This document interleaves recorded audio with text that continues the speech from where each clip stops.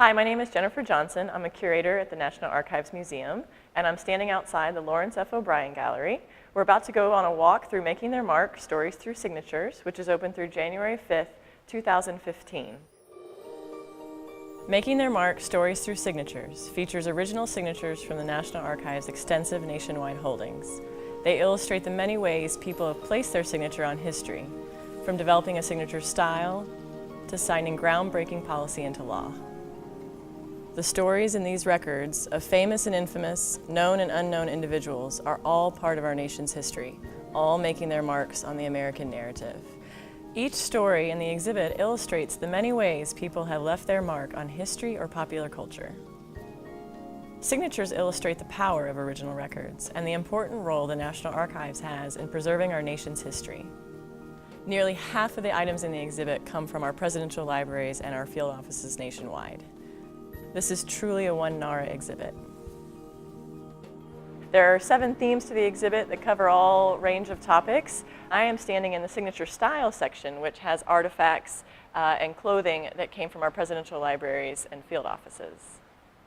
Now I'm standing in something to say, which is one of the other themes of the exhibit, and this section has examples of stories from individuals, either letters or petitions, or as you see behind me, the big door that was sent in by home builders to President Reagan in 1981. Signatures are personal and illuminating. The act of signing can be as simple as a routine mark on a form, or it can be a pen stroke that changes many lives. Signatures can be an act of defiance or a symbol of thanks and friendship. A signature can be many things.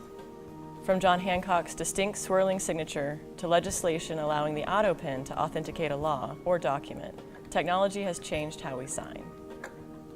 President Clinton signed the Electronic Signatures in Global and National Commerce Act on June 30th, 2000, and he used digital signature technology to do so. They could have emailed their John Hancocks in. In this section of the exhibit, we find ourselves near the Power of the Pen theme and official business, which both show evidence or records from the day-to-day business of the government. For this exhibit, we created a companion publication. We created an e-guide, and it's free, so I encourage you to download it from iTunes, our archives.gov publications page. But it's a really nice companion piece because it allows you to explore the exhibit in an interactive format and really learn more about the records that you see here in the gallery.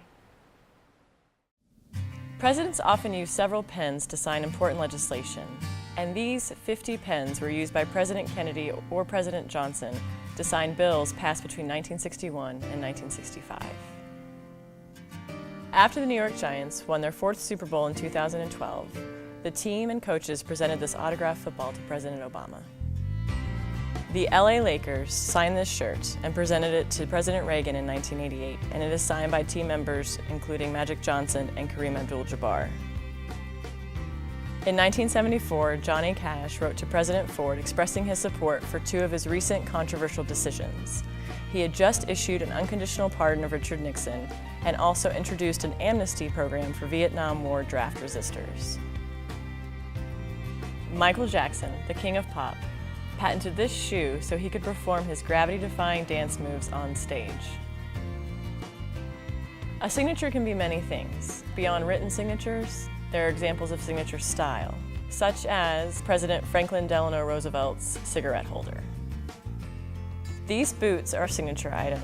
Coming from the George H.W. Bush Presidential Library Museum, the boots were given to President Bush by bootmaker Tony Lama. Just a few years after the successful introduction of Mickey Mouse, this rarely seen illustration is an exhibit from a copyright infringement lawsuit that Walt Disney filed against a company who created a copycat mouse named Milton. In 1937, Richard Nixon submitted this application to be a special agent in the FBI. It wasn't until Nixon was Vice President of the United States that he learned what happened. Director of the FBI, J. Edgar Hoover, told him that he had been accepted, but due to budget cuts, his appointment was held back. After the attack on Pearl Harbor, President Roosevelt issued these 2 memorandums, both signed by him. These 2 records illustrate how the president can bring welcome relief or implement policies that disrupt the lives of many. One allocated funds for the recovery of Pearl Harbor, and the other authorized the removal of enemy aliens. This marriage certificate between Adolf Hitler and Eva Braun is affixed with their signatures, as well as witnesses Joseph Goebbels and Martin Bormann.